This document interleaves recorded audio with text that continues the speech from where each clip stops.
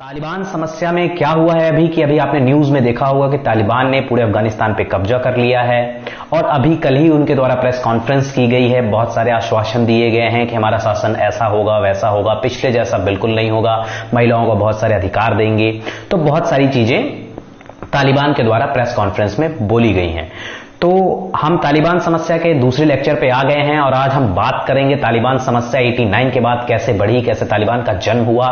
तो मेरा नाम है रोहित। नमस्कार दोस्तों, आप सभी का स्वागत है एमिनेंट इंस्टीट्यूट के यूट्यूब चैनल पर। और आज हम 89 के आगे की बात करेंगे जब रशियन सेना वापस अपने यहां चली गई। तो आज के वीडियो में हम 4 सिनेरियो में बात करेंगे। तो सबसे पहले बात करेंगे 89 के बाद, फिर वहां पे अफगानिस्तान में जो सिविल वॉर हुआ 1992 से 1996 के बीच में, उसके बारे में बात करेंगे। और फिर तालिबान का जब रूल था वहां पे, तो वो रूल कैसा था, लोग इतना क्यों डरते हैं और क्यों प्रताड़ित थे इस रूल से, इसके बारे में बात करेंगे। और फिर जो 26/11 या फिर 9/11 जो अमेरिका में हुआ, उसके बाद जो कंडीशंस बनी, ऑपरेशन इंड्योरिंग फ्रीडम स्टार्ट किया गया अमेरिका के द्वारा, उसके बारे में बात करेंगे। और अमेरिकी सेना क्यों वापस चलेगी, इसको भी समझने का प्रयास करेंगे। तो सबसे पहले जानते हैं 89 के बाद। तो जैसा कि हमने पिछले वीडियो में देखा कि वहां पर रशिया पीडीपीए की जो सरकार थी, people democratic party of Afghanistan की जो सरकार थी, उसका सपोर्ट कर रहा था रशिया। तो वहां पर बहुत सारे रिफॉर्म्स किए जा रहे थे। उसका क्या हुआ, चरमपंथी संगठनों एक्सट्रीमिस्ट के द्वारा विरोध किया गया। और इसका फायदा किसके द्वारा उठाया गया, इसका फायदा जो अन्य नेशंस थे जो रशिया के विरोधी थे, उनको अफगानिस्तान से बहुत कुछ लेना देना नहीं था।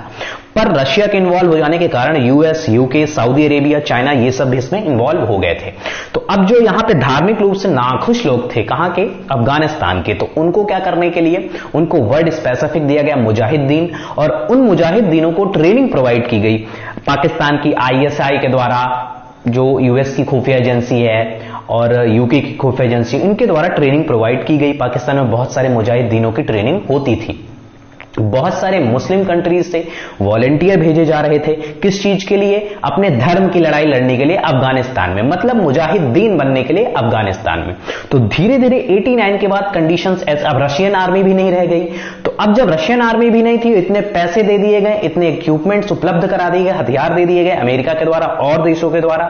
तो फिर क्या हुआ कि यहां पर जो ये मुजाहिदीन थे, इनकी ताकत बढ़ने लगी। इनके पास पैसे तो आ ही गए थे, हथियार भी बहुत टाइप के मिल गए थे। तो अब क्या हुआ, जब रशिया था नहीं, तो ये अपनी सरकार से, जो पीडीपीए की सरकार थी वहां पे, उससे ही सीधे ये युद्ध करने लगे या फिर लड़ने लगे। तो जो इस सिविल वॉर का छोटा सा टाइम है 1989 से लेके 1996 तक, तो ये अफगान सरकार और मुजाहिदीनों के बीच में चला। पहले तो जो युद्ध 9 वर्ष चला, वो जो है तो पीडीपीए यूएसएसआर की सरकार के साथ और मुजाहिदीनों के बीच में था।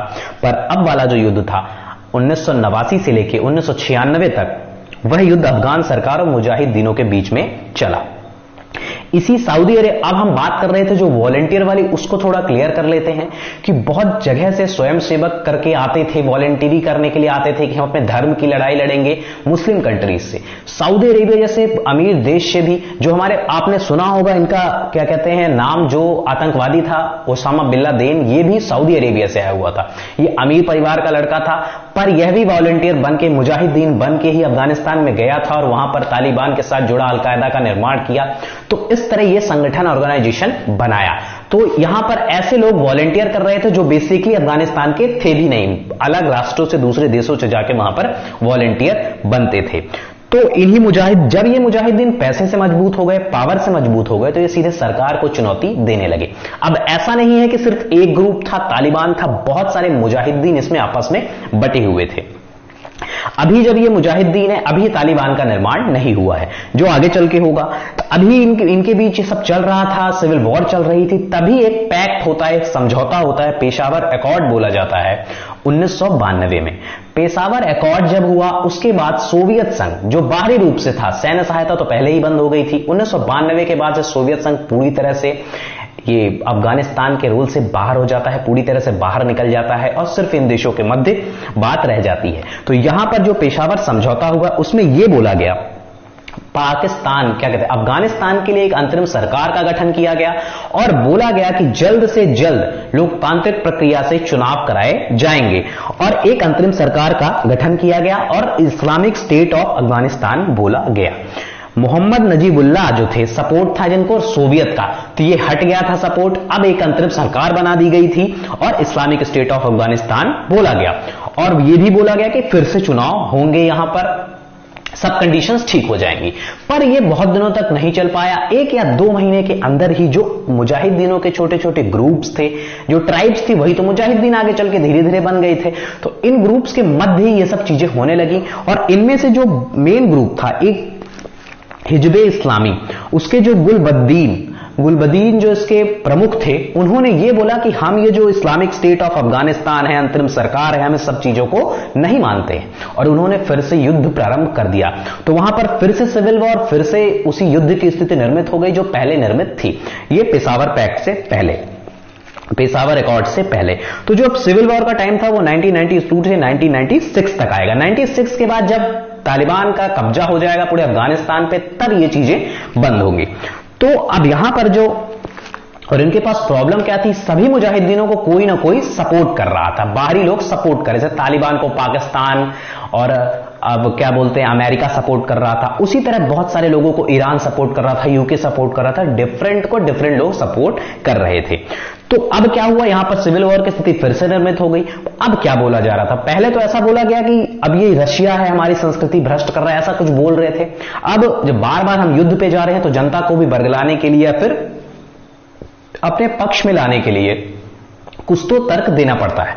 तो उन्होंने ये बोला, अब ये जो मुजाहिदीन है उनके द्वारा ये बोला जा रहा था कि हमारा देश जो है बहुत पिछड़ा है, हम लोग गरीब हैं, पीडीपी, और ये सब किसके कारण हुआ है, ये सब हमारी जो पीडीपी की सरकार इतने दिन चली आई रशिया के सपोर्ट से, इनके कारण हुआ है, बाहरी लोगों के कारण हुआ है और सरकार के विरुद्ध इनका युद्ध छिड़ा रहा। 1994 में एक घटना होती है जिससे क्या होता है, उसमें मुल्ला मोहम्मद ओमर, ये व्यक्ति हैं मुल्ला मोहम्मद ओमर, इसके द्वारा 1994 में तालिब करके, तालिब वर्ड का मतलब होता है धार्मिक स्टूडेंट, रिलीजियस स्टूडेंट, उनके नाम पर तालिबान करके एक संगठन का निर्माण किया गया जिसमें 50 अभी वॉलेंटियर थे, मतलब 50 स्टूडेंट स्टार्टिंग में थे और इनकी स्थापना कंधार में तालिबान की स्थापना की गई 1994 में मुल्ला मोहम्मद ओमर के द्वारा। इनका सिर्फ एक उद्देश्य था, ये धार्मिक थे, इन धार्मिक कट्टर लोग थे, चरमपंथी थे और इनका सिर्फ एक उद्देश्य था शरिया कानून को लागू करना और इस्लाम की रक्षा करना, ये जैसा बोलते हैं उस हिसाब से। तालिबान जैसे ही शुरू हुआ 1994 में, तो नवंबर 1994 आते आते ये तालिबान इतना तेजी से बढ़ा क्योंकि ये सीधे बोल रहे थे इस्लाम का रक्षा करेंगे, शरिया कानून को लागू करेंगे, धर्म की आड़ लेके ये लोग संगठन को अपने बढ़ाने लगे और नवंबर 1994 में क्या हुआ कि इन्होंने पूरे कांधार पे ही कब्जा कर लिया और धीरे धीरे अन्य जो बड़े बड़े शहर थे यहां के, वहां पर भी कब्जा करने लगे। सितंबर 1996 आते आते एक कंडीशन आ गई, करीब 2 साल के अंदर यह संगठन इतना बड़ा हो गया कि ये राजधानी काबुल पर भी नियंत्रण कर लिया और वहां की सरकार को बर्खास्त कर दिया। जैसे अभी सेम कंडीशन है उसके जैसे वहां पर पहले भी सरकार को हटा दिया गया था। अभी ये जो आप फोटो देख रहे हैं तो इसमें जो ग्रीन कलर में आप देख रहे हैं ये तालिबान की स्थिति थी और जो ये येलो है, रेड है और भी थोड़े से पार्ट है, तो ये अलग अलग और भी जो मुजाहिदीनों के ही ऑर्गेनाइजेशन थे वही हैं। इसमें सरकार का जो पार्ट है वो काफी कम बचा हुआ था। पर जैसे ही 1996 में क्या हुआ कि तालिबान का शासन आ गया, काबुल पे कब्जा हो गया, तो इस्लामिक एमिरेट्स ऑफ अफगानिस्तान की स्थापना की। ये नाम इंपॉर्टेंट है, इस्लामिक एमिरेट्स ऑफ अफगानिस्तान की स्थापना तालिबान के द्वारा अफगानिस्तान में की गई और अब 1996 से 2001 तक तालिबान के द्वारा ही अफगानिस्तान की सरकार चलाई जाएगी। ये जो मैप है ये तालिबान को दिखा रहा है कि पूरे, अब देखिए कितना ज्यादा कब्जा हो गया तालिबान का, पूरे क्षेत्र में तालिबान पूरी तरह से फैल गया है। जो तालिबान का युग है करीब 5 वर्ष का, इसे अंधा युग बोला गया है और सबसे प्रॉब्लम क्रिएट हुई, सबसे ज्यादा खराब स्थिति महिलाओं की हो गई। इस युग में महिलाओं के जो भी राइट्स थे सब समाप्त कर दिए गए तालिबान की सरकार के द्वारा और महिलाओं को सबसे पहले तो बिना पुरुषों की इजाजत के या फिर पुरुषों को साथ में लिए वो अपने घर से बाहर नहीं जा सकती थी। सबसे पहली बात तो वो बाहर ही नहीं जा सकती थी, किसी गैदरिंग में, किसी फंक्शन में शामिल नहीं हो सकती थी। और अगर उन्हें बाहर निकलना है घर के, तो अपने जो ब्लड रिलेशन है, मतलब अपने जो रिश्तेदार हैं, भाई है, पति है या फिर पिता है, उन्हीं के साथ ये बाहर जाना उनका आवश्यक था। उनको बुर्का पहनना, अगर वो घर से बाहर भी निकलते तो उनको बुर्का पहनना आवश्यक होगा। बालकनी में नहीं जा सकती हैं, छत पे नहीं जा सकती हैं, तेज आवाज में बात नहीं कर सकती हैं। ये सब रिस्ट्रिक्शंस जो बचकानी लगती हैं, ये रिस्ट्रिक्शंस लगाई गई तालिबान के द्वारा महिलाओं पे। और जो आम नागरिक थे उनकी भी स्वतंत्रता पूरी तरह से छीन ली गई। मूवीज पे बैन हो गया, टीवी, वीडियोस, म्यूजिक कुछ भी नहीं सुन सकते हैं, नहीं देख सकते हैं, ना कर सकते हैं। डांसिंग पे बैन लगा दिया गया, जो मूवीज थी, पिक्चर बन रही थी, उस पे बैन लगा दिया गया। हर चीजों पे इनके द्वारा बैन लगा दिया गया। इनका विरोध पश्चिमी देशों से था। वेस्टर्न कंट्रीज की जो बुक थी, वेस्टर्न पहनावे थे, अगर किसी को कोई जीन्स पहने दिख गया, कोई पुरुष ही दिख गया, तो उसके लिए प्रॉब्लम क्रिएट हो जाती थी। सभी मुस्लिमों को दाढ़ी बनाना, जो पुरुष थे उनको दाढ़ी बढ़ाना और पठानी पहनना आवश्यक हो गया था। ये वेस्टर्न कपड़े या फिर पैंट, शर्ट, सूट, ये सब कुछ भी नहीं पहन सकते थे। महिलाओं के जो शिक्षा के अधिकार थे वो सब समाप्त कर दिए गए। वहां पे बहुत सारी शिक्षा टीचर्स डिप्लॉय थी, वो उनको हटा दिया गया। बाकी जगह पे जहां पे महिलाएं जॉब कर रही थी उन्हें वहां से हटा दिया गया। बुक्स नॉट अलाउड, बुक्स जो बहुत टाइप की बुक हैं वो सब अलाउड नहीं रह गए। जो रिलीजियस बुक है उन्हें पढ़ेंगे, और वेस्टर्न बुक्स का तो सीधे विरोध कर दिया गया। और विदेशी मीडिया जो क्या लिख रहा है वो उसको पढ़ना बैन कर दिया गया। सब कुछ बाहरी चीजों को पूरी तरह से बैन कर दिया गया।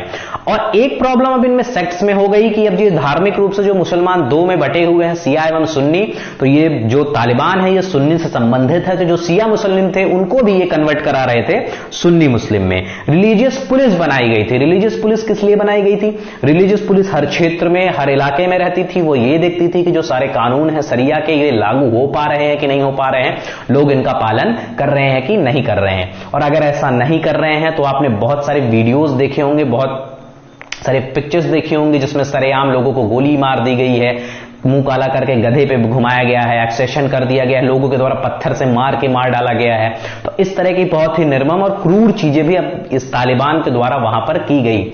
तो इस तरह बहुत सारे नए नए कायदे, नए नए कानून जो आज की दुनिया के हिसाब से बहुत ही पीछे हैं वो लाए गए। इसे जो है तो तालिबान के युग को अंधा युग कहा गया।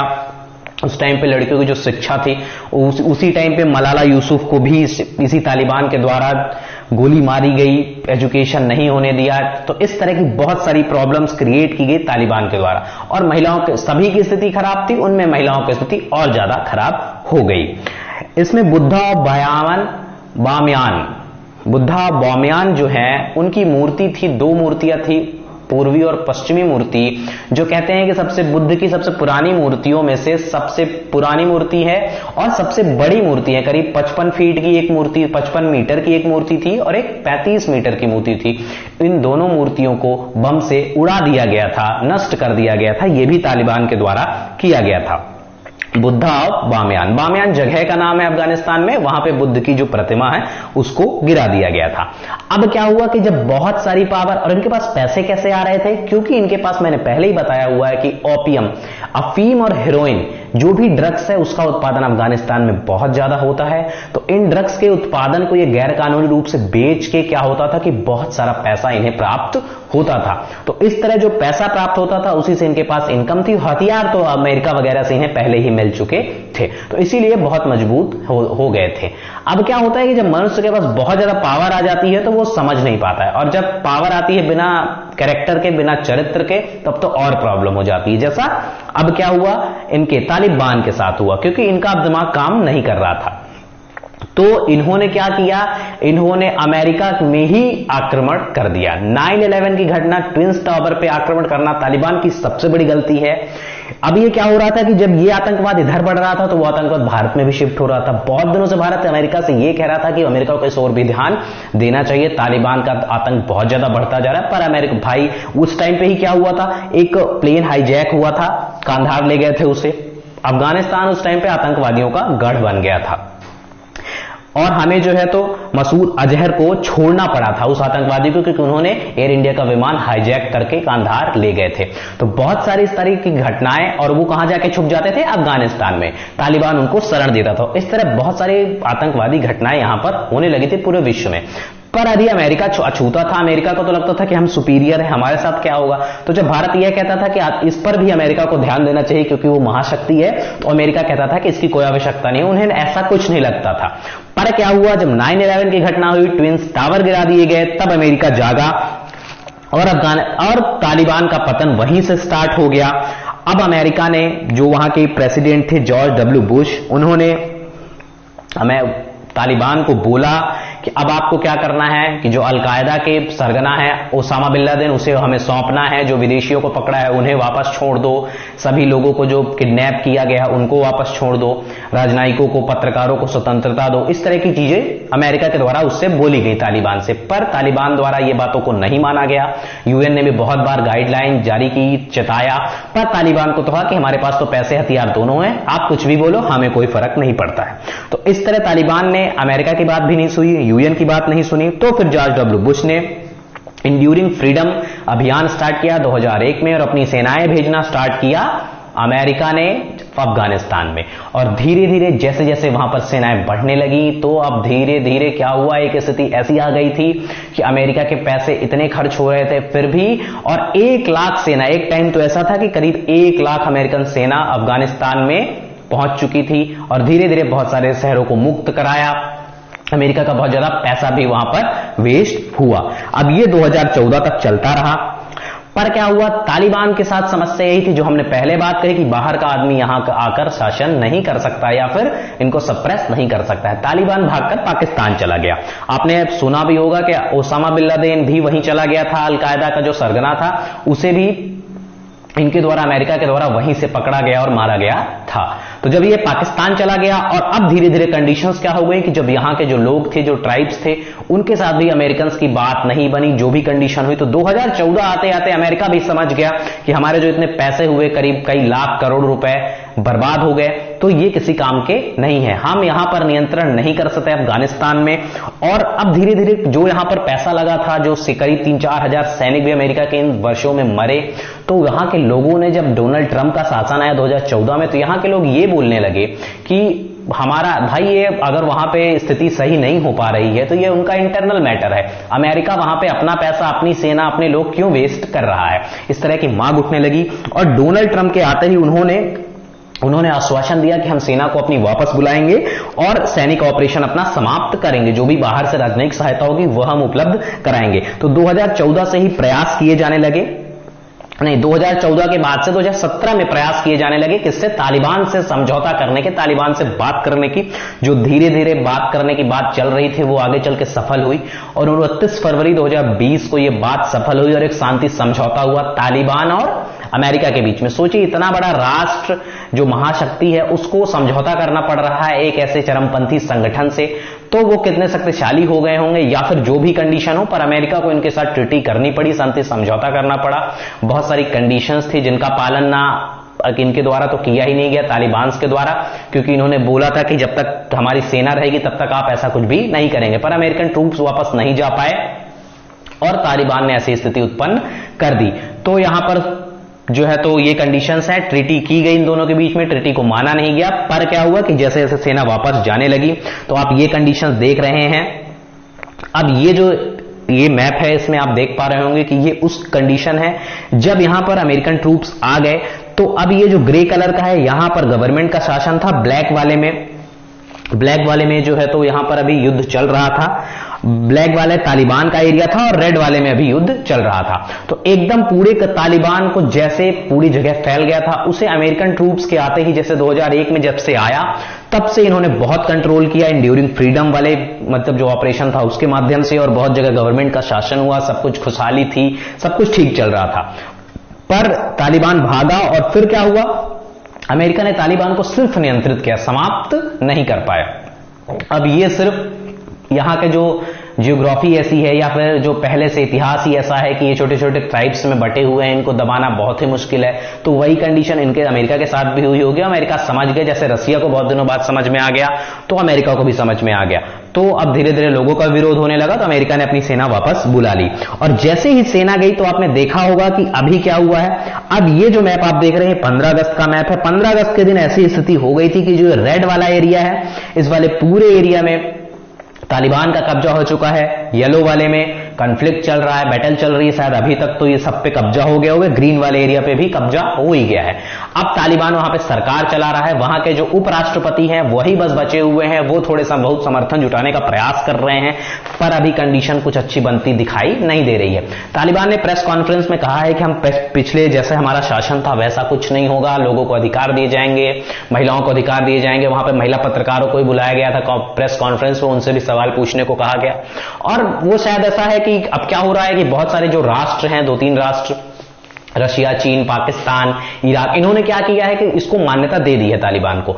पर ये सभी राज्य जो 3-4 राष्ट्र हैं ये यूएन में अलग थलग पड़ गए हैं, क्योंकि बाकी जो राष्ट्र हैं वह तालिबान का सपोर्ट नहीं करना चाहते हैं। तो तालिबान शायद अपना ये सॉफ्ट फेस दिखा के ऐसा कुछ चाह रहा होगा कि लोगों का समर्थन प्राप्त हो, अन्य देश भी हमको समर्थित करें, मान्यता दें, तो इसलिए शायद ऐसा कर रहा हो। पर जो भी हो, अफगानिस्तान के जो आम नागरिक हैं उनकी जिंदगी तो अपने हाथ में नहीं रह गई, अपने सरकार के हाथ में नहीं रह गई। उनकी जो कंडीशन है वो दूसरे पर निर्भर करने लगी है।